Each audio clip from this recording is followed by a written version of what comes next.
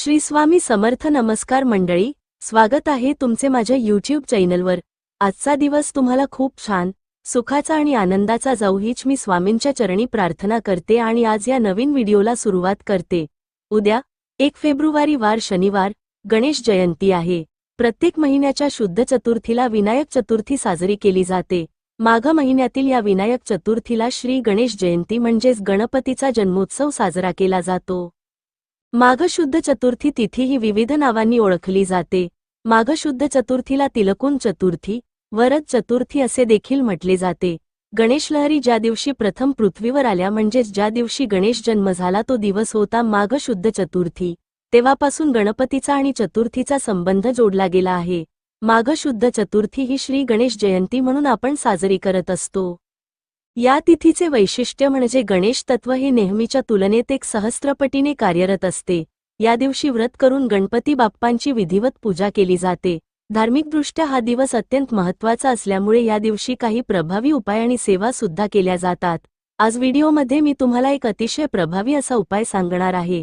उद्या माघी गणेश जयंतीच्या दिवशी तुम्ही उपवास नाही केला तरीही चालेल, पण सकाळीच इथे लावा फक्त एक दिवा. शत्रू घरी येऊन माफी मागेल. 7 पिढ्यांचे दारिद्र्य नष्ट होऊन तुमच्या मनातील कितीही कठीणातील कठीण इच्छा पूर्ण होईल. घरातील सर्व दोष, संकट, विघ्न, अडचणी नष्ट होतील. हा दिवा कुठे लावायचा आहे, कोणत्या वेळेत लावायचा आहे याबद्दलची संपूर्ण माहिती आज या व्हिडिओमध्ये मी तुमच्यासोबत शेअर करणार आहे. त्यामुळे तुम्ही हा व्हिडिओ स्किप न करता शेवटपर्यंत नक्की पहा. चॅनेलवर नवीन असाल तर सबस्क्राईब करा आणि असेच माहितीपूर्ण नवीन व्हिडिओ पाहण्यासाठी बेल आयकॉनला प्रेस करा. आज व्हिडिओमध्ये मी तुम्हाला जो उपाय सांगणार आहे तो उद्या सकाळी करायचा आहे.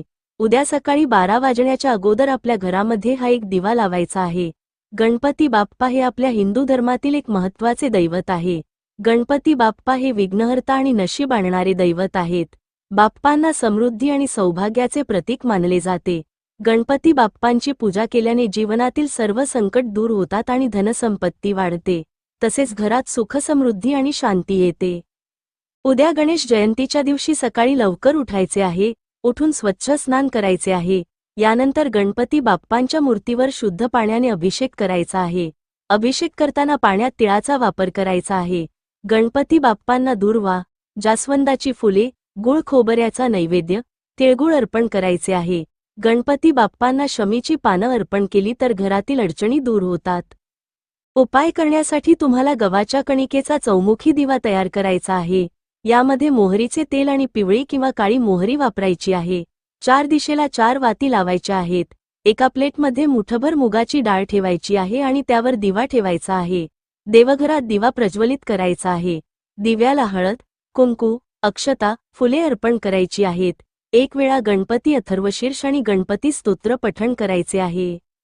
हे सर्व केल्यानंतर गणपती बाप्पांकडे प्रार्थना करायची आहे. दिवा जितका वेळ चालू ठेवता येईल तितका वेळ चालू ठेवायचा आहे.